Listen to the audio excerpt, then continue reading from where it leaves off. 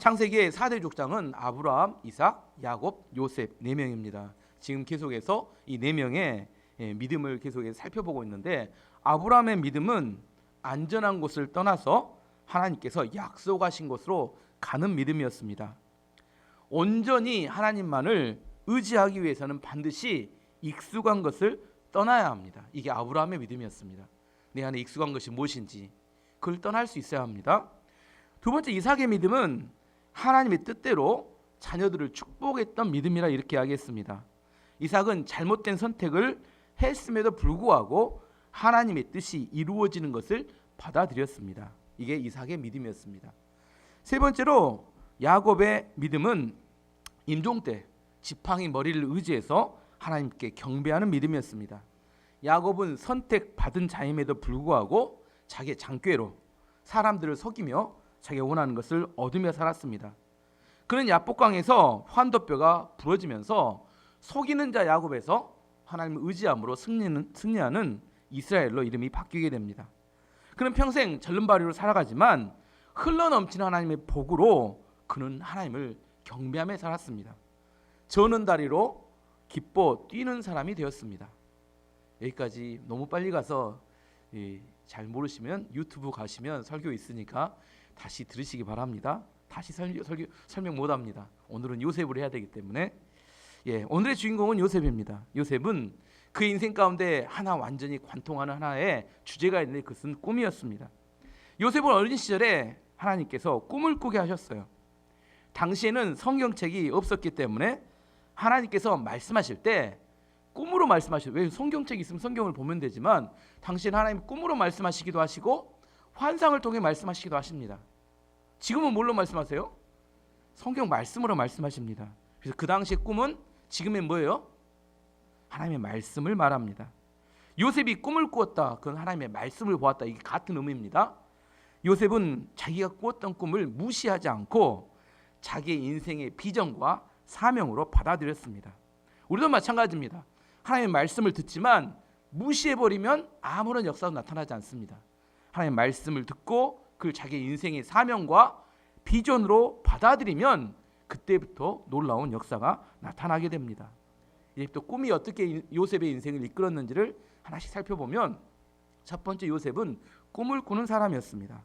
요셉 어린 시절에 두 가지 꿈을 꾸죠. 첫 번째는 창세기 37장 5절에 7절에 나오는데, 요셉이 꿈을 꾸고 자기 형들에게 말하매 그들이 그를 더욱 미워하였더라. 요셉이 그들에게 이르되 청하건대 내가 꿈을 들으시오. 우리가 밭에서 곡식단을 묶더니 내 단은 일어서고 당신들의 단은 내 단을 둘러서서 절하더이다. 첫 번째 꿈은 밭에서 이 곡식단이 있었는데 요셉의 곡식단이 일어섰는데 꿈입니다. 실제로는 못 있나요?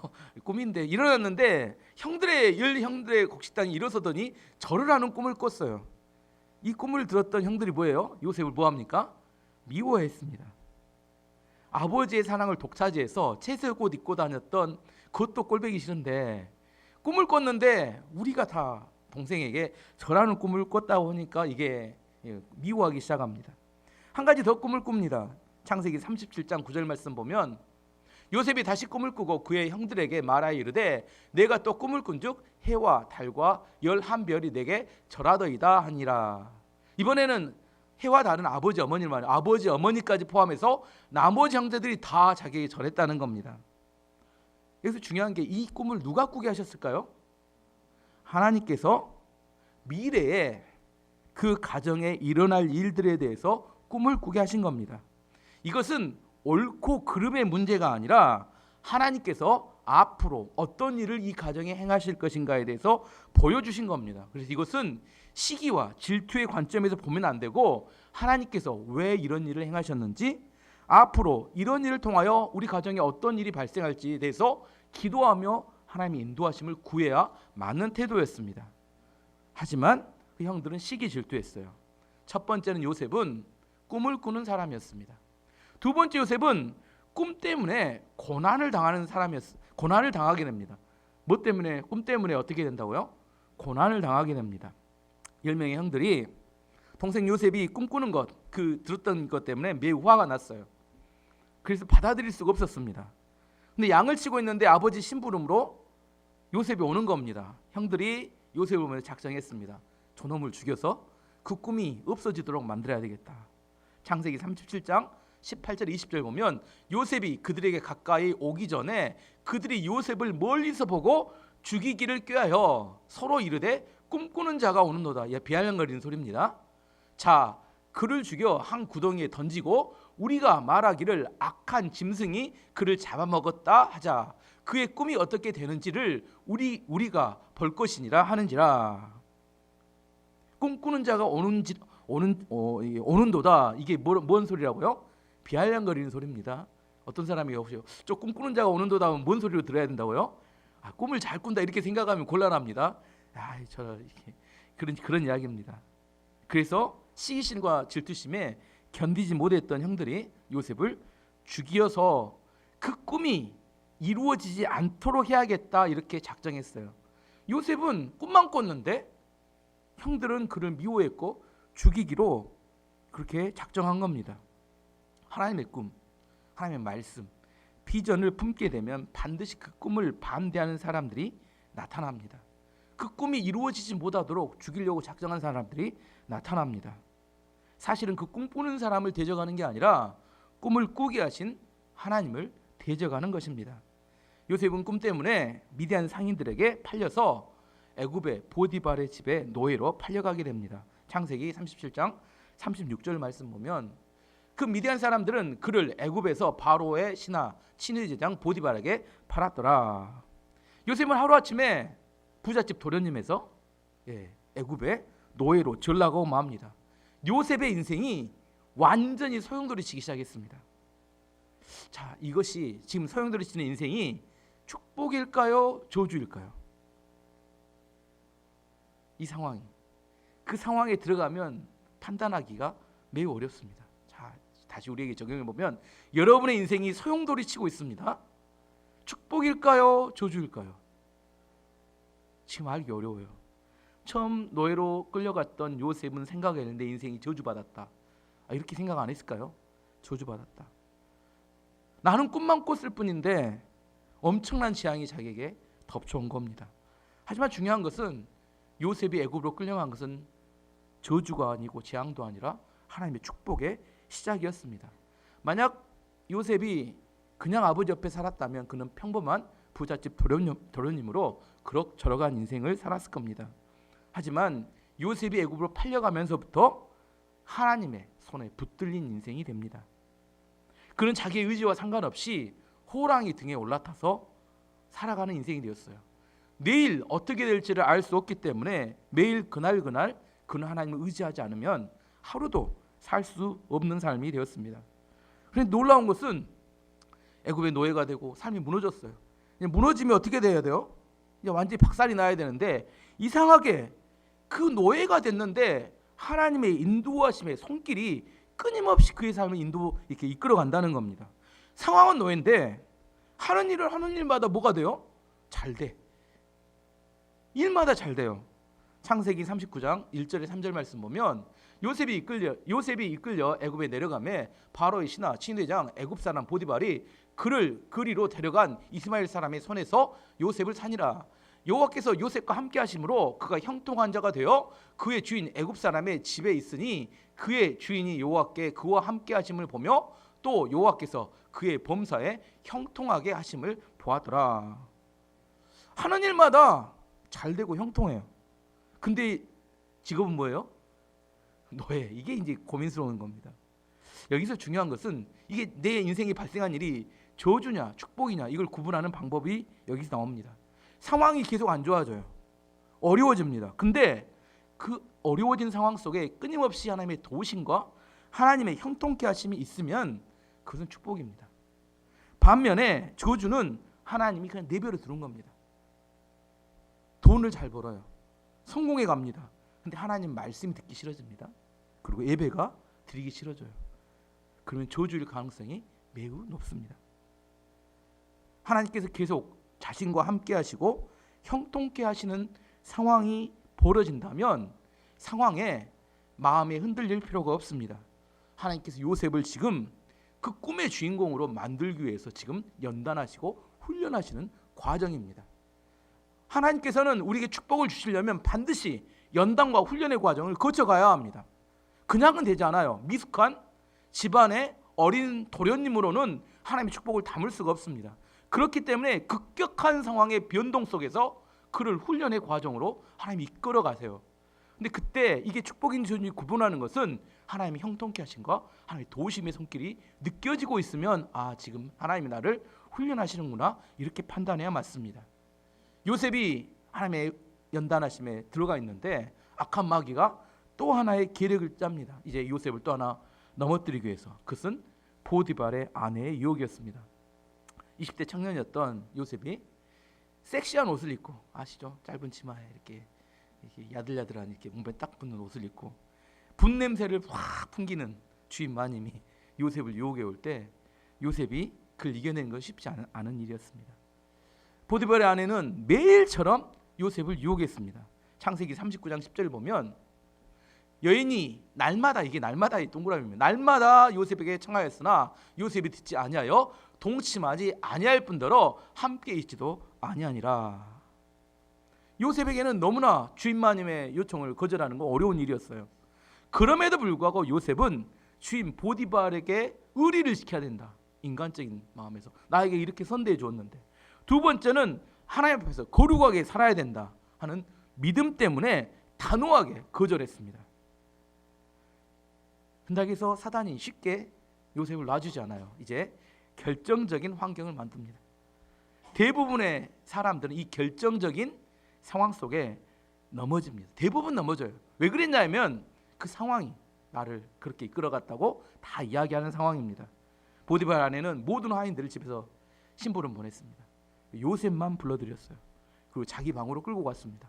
그리고 온몸을 던져서 욕탕 공격을 했습니다. 보디발의 아내는 요셉의 옷을 꽉 쥐었고 요셉은 그 옷을 벗어버리고 도망치려고 했어요.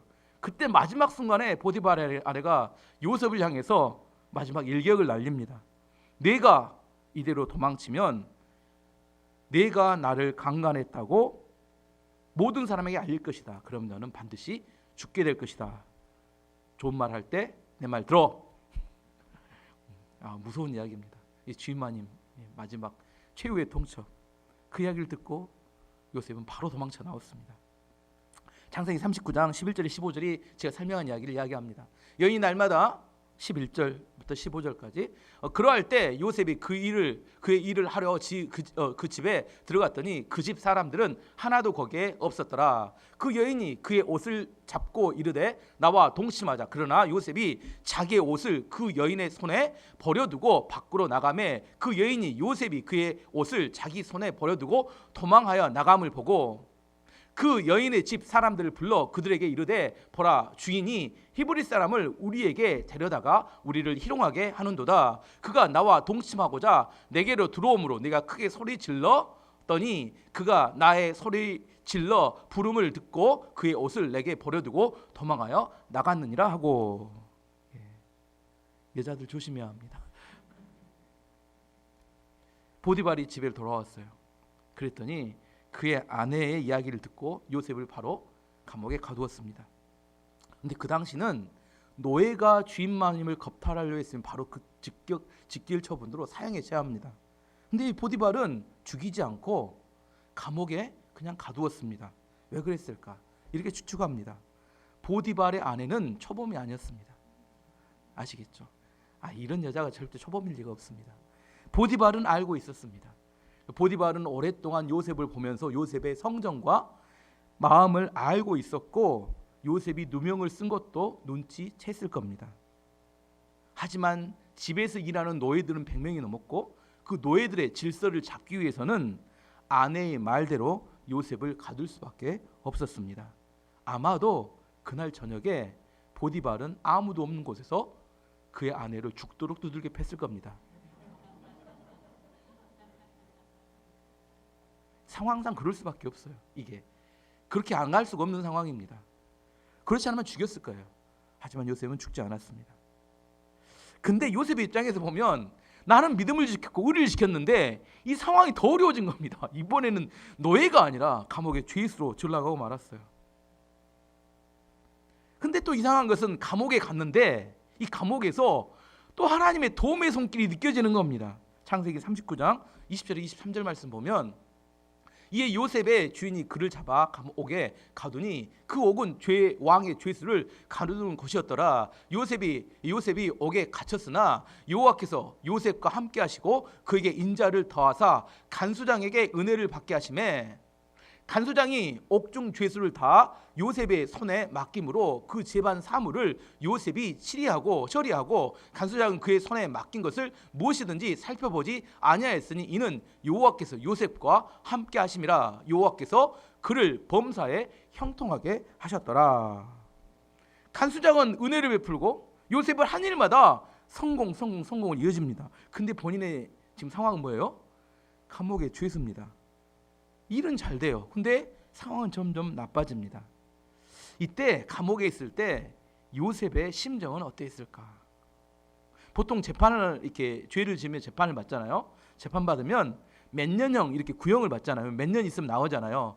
근데 요셉은 주인 마님을 겁탈했던 죄로 그런 게 없어요. 잘못하면 어떻게 돼요? 평생 아무것도 없어요. 평생 그냥 감옥에 살다가 끝나는 그런 인생이었습니다. 요셉이 속으로 생각하기를 과연 나는 이 감옥에서 나갈 수 있을까? 혹시나 내가 다행스럽게 감옥에 나간다 하더라도 내 신분은 노예인데 내 인생에 소망이 있을까? 아닐까요? 깊은 절망감이 요셉의 마음속에 꿈틀꿈틀했습니다. 이게 더 이상 소망이 없는 거 아니냐. 하지만 그 깊은 절망감과 함께 한쪽 마음에서는 어렸을 때 꾸었던 두 가지 꿈, 하나님께서 나로 하여금 많은 사람들의 존경을 받게 되는 사람을 만드실 거라는 꿈이 내 마음 한쪽에서는 또 생각이 났어요. 그래서 요셉의 마음은 감옥에서 두 가지 마음이 계속 꿈틀꿈틀합니다. 깊은 절망감, 또 하나는 어렸을 때 꿨던 꿈. 계속 싸웁니다. 요셉은 꿈 때문에 엄청난 고난을 받게 되었습니다. 세 번째 오늘 주제는 꿈을 해석하는 요셉입니다. 하나님께서 꿈을 꾸게 했을 뿐 아니라 요셉에게 특별한 능력을 주었는데 그것은 꿈을 해석하는 능력을 주셨다는 겁니다. 감옥에 있는 동안 바로 왕의 측근이었던 술 맡은 관원장과 떡 맡은 관원장이 죄수로 들어왔어요. 요셉이 그 둘을 섬기는 사람으로 선택됩니다. 둘 섬기고 있는데 어느 날 봤더니 두 사람 얼굴 낯빛이 안 좋아요. 칙칙합니다. 물어봤어요. 그랬더니 둘 다 꿈을 꿨다는 거예요. 근데 그 의미를 몰라서 마음에 근심이 된다는 겁니다. 요셉은 말합니다. 꿈은 하나님께 물어보면 그 의미를 알려주신다. 그랬더니 그렇게 이야기합니다. 창세기 40장 8절 말씀 보면 그들이 그에게 이르되 우리가 꿈을 꿨으나 이를 해석할 자가 없도다. 요셉이 그들에게 이르되 해석은 하나님께 있지 아니하니까 청하건대 내게 이루소서. 내가 하나님께 물어봐 줄 테니까 나에게 꿈을 알려달라. 이렇게 이야기합니다.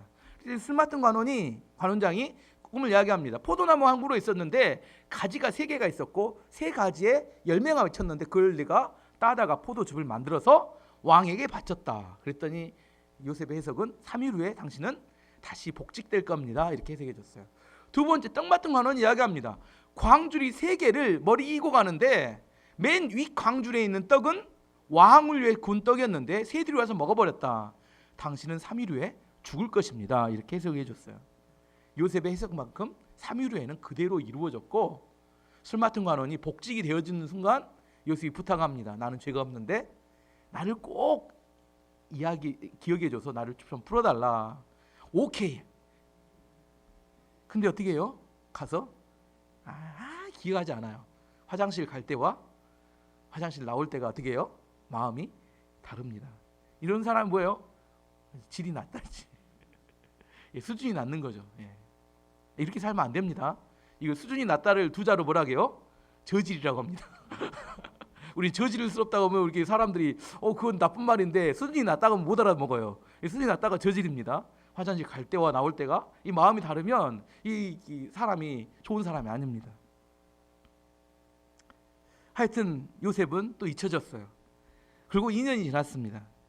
요셉은 2년 동안 아까 말했던 깊은 절망이 그의 마음을 막 뒤흔들었습니다. 앞으로 나는 이 과목에 나갈 수 있을까? 과연 진짜 하나님은 살아계시는 걸까? 이 마음속에 수많은 의심, 또 한켠에 그때 그 주인만의 유혹을 받아들였어야 했는데 뭐 이런 생각들 등등등 수많은 어떤 생각들이 마음속에 이렇게 막 마음을 이렇게 짓눌렀습니다. 그 마지막 2년은 지금까지 있었던 11년의 10배 정도는 길게 느껴지는, 원래 그렇습니다. 고난의 길이 중에서 아침에 해가 뜨기 전에 가장 어두운 새벽이 오는 것처럼 마지막 2년은 정말 더 이상 소망이 없어서 절망에 몸부림치는 그런 시간이었습니다. 근데 2년이 지나서 애굽 정치가에 완전히 발칵 뒤집히는 한 가지 사건이 터졌습니다. 그럼 바로 왕이 꿈을 꿨는데 해석할 사람이 없어서 전전긍긍하는 겁니다. 바로 왕의 꿈은 두 가지였어요. 첫 번째는 나일강가에 아름다운 소 7마리가 있었는데 갑자기 여기서 파리하고 흉악한 소 7마리가 나타나더니 처음 아름다운 소를 다 먹어버렸어요. 첫 번째 꿈. 두 번째 꿈은 한 줄기에 7개의 풍성한 이렇게 가지가 있었는데 이삭이 있었는데 조금의 동풍이 부니까 파리하고 완전히 마르고 가는 7개 이삭이 나왔는데 그 7개 이삭이 이렇게 풍성한 이삭을 다 먹어버리는 겁니다. 이 꿈을 꿨다는 거예요. 그리고 나서는 고민에 빠졌습니다. 아무도 꿈을 해석하지 못하니까 난리가 났는데 그때 술 맡은 간원이 그때 생각합니다. 요셉이 그때 꿈을 잘 해석해 줬는데, 그래서 왕에게 청구합니다. 왕이 한번 불러봐, 오라게라 이렇게 이야기했습니다. 창세기 41장 15, 16절 말씀 보면 바로가 요셉에게 이르되 내가 한 꿈을 꾸었으나 그것을 해석할 자가 없더니 들은즉 너는 꿈을 들으면 능히 푼다 하더라. 요셉이 바로에게 대답하여 이르되 내가 아니라 하나님께서 바로에게 편안한 대답을 하시리라. 저는 여기서 굉장히 느끼는 게 이런 당당한 거, 자신감이 요셉한테 어디서 나왔을까? 이 사람은 정말 죄수고 아무것도 아닌 왕에게, 왕 앞에 서면 다 쫄 수밖에 없는 그런 관계인데 당당하게 말합니다. 하나님께서 편안하게 대답해 주신다. 이게 꿈이 있는 사람들의 반응입니다. 상황에 일일비하는 게 아니라 그 마음속에 저는 여기서 느껴지는 그 당당함과 자신감이 하나님 말씀에서 나오는 그 자신감, 저는 여러분이 이런 자신감을 갖기를 원합니다. 아멘을 많이 안 하시네. 없기도 바랍니다. 그러면 어쨌든 야곱은 이야기합니다. 하나님께 세세게 주실 것이다. 그랬더니 그 이야기를 듣고 누가 감동하냐면 바로 왕이 감동을 합니다. 그러면서 대답을 합니다. 그 이야기를 꿈을 쭉 듣더니 요셉이 대답하는 이야기를 해요. 앞으로 7년 동안 애굽에 큰 풍년이 있을 것입니다. 그리고 그 후에는 이 풍년을 뛰어넘는, 풍년을 잊어버리게 하는 큰 흉년이 7년 있을 겁니다. 창세기 41장 28절에 32절 말씀 보면 내가 바로에게 이르되 하나님이 그가 하실 일을 바로에게 보이신다 함이 이것이라. 온 애굽 땅에 7해 큰 풍년이 있겠고 후에 7해 흉년이 들므로 애굽 땅에 있던 풍년을 다 잊어버리게 되고 이 땅이 그 기근으로 망하리니 후에 든 그 흉년이 너무 심함으로 이전 풍년을 이 땅에서 기억하지 못하게 되리다. 바로께서 꿈을 2번 겹쳐서 꾸신 것은 하나님이 이를 정하셨음이라. 하나님이 속히 행하시리니. 바로 왕은 이야기를 듣고 감동을 합니다. 세상에 이렇게 지혜로운 자가 어디서 얻을 수 있겠느냐. 그리고 요셉을 당장 애굽의 총리로, 이 파격적인 인사를 가죠. 가능할까? 저는 죄수를 갑자기 애굽의 2인자로, 바로 왕 같은 절대 권력자만 할 수 있습니다. 근데 어쨌든 중요한 거예요. 죄수에서 이제 애굽의 총리로 완전히 인생이 거듭난, 완전히 뒤집어진 인생이 됩니다. 여기서 중요한 것은 요셉이 애굽의 총리가 된 이유가 무엇인가? 좋은 학원을 다녀서 아닙니다. 특별한 능력을 연마해서 그것도 아닙니다. 하나님이 자기에게 주신 은사를 잘 붙들었기 때문입니다. 요셉은 다른 능력이 없었어요. 딱 2가지입니다. 꿈을 꾸는 것과 꿈을 해석하는 것. 이거 누가 주신 거예요? 하나님이 주신 겁니다. 그래서 애굽의 총리가 되었어요. 하나님 우리에게 말씀하십니다. 없는 능력 만들어 나에게 헌신해. 절대 그렇게 말씀하지 않으세요. 하나님께서는 내가 너에게 준 거 그걸 가지고 사명에 헌신해 이렇게 말씀하시지, 없는 걸 막 만들고 막 이렇게 준비하고 근다게 해서 여러분 인생 잘 되는 거 아닙니다. 헛힘쓰지 마세요. 우리는 하나님께서 뭐라고 하냐면 내가 너에게 준 거. 왜? 우리에게 하나님 앞에 이 땅에 살아가도록 하는 은사가 있어요. 하나님 주신 축복이 있습니다. 그걸 가지고 하나님께 헌신하며 살아가는 것을 말하는 겁니다. 어쨌든 하나님께서 요셉을 애굽의 총리로 만드셨는데 그것은 그가 하나님 주셨던 은사였던 꿈을 해석하는 능력을 통하여 그런 애굽의 총리가 되었습니다. 네 번째는 이제 요셉의 꿈은 이루어집니다. 요셉의 꿈이 어떻게 어린 시절에 꿨던 꿈이 어떻게 이루어지냐면 긴 기근이 들고 그 기근을 통해서 성취가 됩니다. 야곱이 머물렀던 가나안 땅에도 기근이 들었었고 그 기근이 들게 되니까 먹을 양식이 떨어져서 애굽으로 양식을 구하러 갈 수밖에 없었어요. 그때 형들이 양식을 구하러 가서 요셉에게 어떻게 해요? 절을 합니다. 창세기 42장 6절 말씀 보면 때에 요셉이 나라의 총리로서 그 땅 모든 백성에게 곡식을 팔더니 요셉의 형들이 와서 그 앞에서 땅에 엎드려 절하매. 이게 중요하죠. 이 광경을 요셉이 어렸을 때 꿈의 내용입니다. 별로 그냥 쉽게 지나가는 것 같지만 이 장면을 어려서 꿈꿀 때 그가 보았던 거예요. 근데 이 장면은 그 중간 과정을 다 빼고 딱 이 한 장면만 꿈에 딱 들어왔습니다. 이제 이 꿈이 현실적으로 실현이 되었어요. 실현이 될 때 왜 하나님께서 이 꿈을 꾸게 했는지를 이해할 수 있게 되었습니다. 하나님께서 요셉에게 왜 이 꿈을 꾸게 하셨어요? 이유는 기근에서 그의 가족을 구원하게 하기 위해서 이 꿈을 꾸게 하신 겁니다. 맞죠? 이것은 질투와 시기의 인간적인 관점에서 바라볼 문제가 아니었습니다.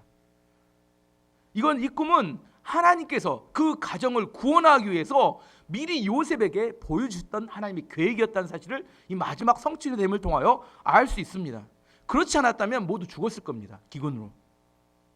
우리가 하나님 주신 꿈은 우리 인간적인 관점에서 그걸 바라보게 되고 시기와 질투의 대상으로 생각할 때 그때 잘못된 판단과 어리석은 결정을 하게 됩니다. 잘 이해가 안 되면 그 꿈을 품고 기도하면서 하나님께서 그 꿈을 해석해 주시고 성취해 가는 과정을 보여달라고 기도하고 인도함을 받는 게 중요합니다. 그 꿈은 저주가 아니라 축복이었기 때문입니다. 꿈이 이루어졌을 때 이제 그 꿈의 의미를 정확히 이해하게 됩니다. 마지막 다섯 번째로 요셉은 이제 임종시의 마지막 새로운 꿈을 꾸며 유언을 남기게 됩니다. 요셉이 110살에 이제 죽을 때가 됐어요. 그래서 모든 백성들을 모았습니다. 그리고 자기의 마지막 유언을 남기고 그 유언 앞에 맹세하도록 했습니다. 창세기 50장 25절 말씀 보면 요셉이 또 이스라엘 자손에게 맹세시켜 이르기를 하나님이 반드시 당신들을 돌보시리니 당신들은 여기서 내 해골을 메고 올라가겠다 하라 하였더라. 이 과정을 이야기해 보면 요셉이 죽었어요. 요셉이 내가 죽었는데 첫 번째 약속은 뭐냐면 내가 죽은 해골을 이 땅 애굽 땅에 묻어라. 아시죠? 이게 그 이집트는 피라미드가 있고 거기에 그 향을 쳐가지고 이게 뼈가 썩지 않도록 미라처럼 보관하는 그런 능력이 뛰어나죠. 그래서 향을 쳐서 뼈를 이렇게 썩지 않도록 이렇게 잘 매장했다가 그 다음에 나중에 후에 너네가 반드시 이 땅을 떠나게 될 날이 올 텐데 그때 어떻게 하라고요? 내 해골을 가지고 함께 떠나야 된다. 이렇게 이야기했습니다. 이거에 대해서 너네가 다 맹세해라. 마지막 순간에 요셉이 봤던 꿈이 있었습니다. 요셉이 봤던 비전이 있었어요. 어떤 비전이었냐면 요셉이 꿈을 꾸고 있는데 그 꿈은 뭐였냐면 이스라엘 모든 백성들이 애굽을 떠나는 장면을 그가 봤습니다. 홍해를 가르고 광야를 지나서 가나안 땅을 정복하고 그 땅에 정착하는 것을 한눈에 그는 꿈을 꾸며 보게 되었습니다. 자기 마음 가운데 죽어가는데 하나님이 400년 후에 이루어질 일들에 대해서 요셉에게 하나님 보여주셨어요. 그리고 백성들에게 이야기합니다. 지금 나를 이곳에 묻어라. 하지만 언젠지 모르지만 하나님이 반드시 너희를 돌보시기 위해서 찾아올 때가 있는데 그때는 내 유고를 반드시 갖고 가야 된다. 하나님께서 이 땅이 아니라 이 땅은 우리가 계속해서 머물 땅이 아니라 잠시 머물 땅이고 진짜로 머물러야 될 약속의 땅이 있다. 그 땅은 가나안 땅인데 거기까지는 이야기하지 않았습니다. 하지만 그 땅을 출발하는 날이 오게 될 건데 그것을 내 유고를 데리고 가야 된다. 이 꿈은 실제로 400년 후에 요셉 모세를 통하여 이 꿈이 현실화되고 이루어집니다. 하지만 이 모든 모세의 출애굽의 사건의 신학적인 배경이 되는 것은 누가 근거를 마련했냐면 요셉이 그의 꿈을 통하여 백성들의 맹세하는 걸 통하여 이 땅에 정착할 민족이 아니라 언젠가는 하나님의 인도하심을 따라 가나안 땅에 가야 될 민족이라는 사실에 대해서 분명히 알려준 겁니다. 오늘 22절이 그걸 말합니다.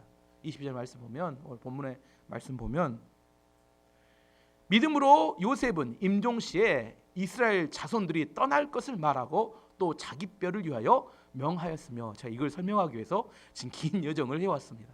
이해하시겠죠? 요셉의 인생 가운데는 정말 수많은 사건들이 일어났습니다. 놀랄만한 기적 같은 일도 있었어요. 하지만 그럼에도 불구하고 요셉의 인생에서 가장 최고의 믿음의 절정은 뭐였냐면, 그가 임종시에 유언하면서 그가 보았던 하나님의 꿈을 백성들에게 이야기해주고 그걸 전달했던 겁니다.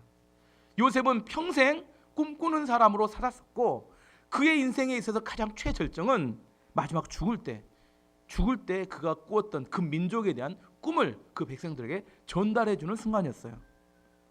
요셉은 꿈 때문에 시들지 않았습니다.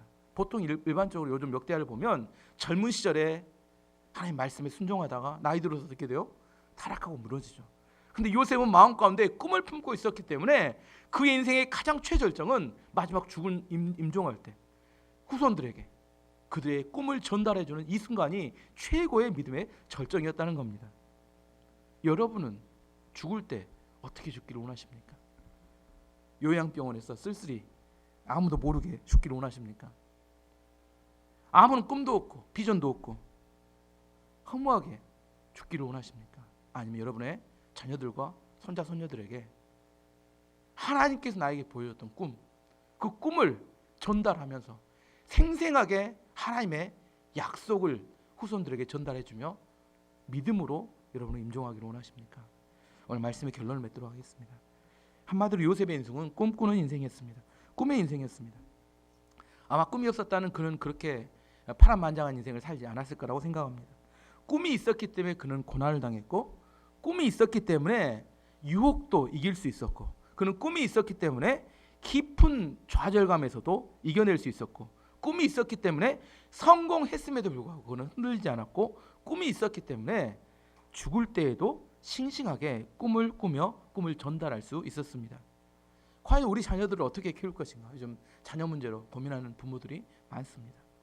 세상에 성공하는 게 목표라면 성공 이후에 반드시 무너지게 될 겁니다. 자녀들로 하여금 하나님의 꿈을 꾸게 만들면 그 꿈이 그 아이들을 고난에서 이기게 만들고, 깊은 좌절에서 이겨낼 수 있게 만들고, 어떤 유혹에서도 승리하게 만들고, 성공에도 흔들리지 않게 만들고, 죽을 때까지 싱싱하게 그 꿈을 전달하며 살아가는 인생이 되게 될 겁니다.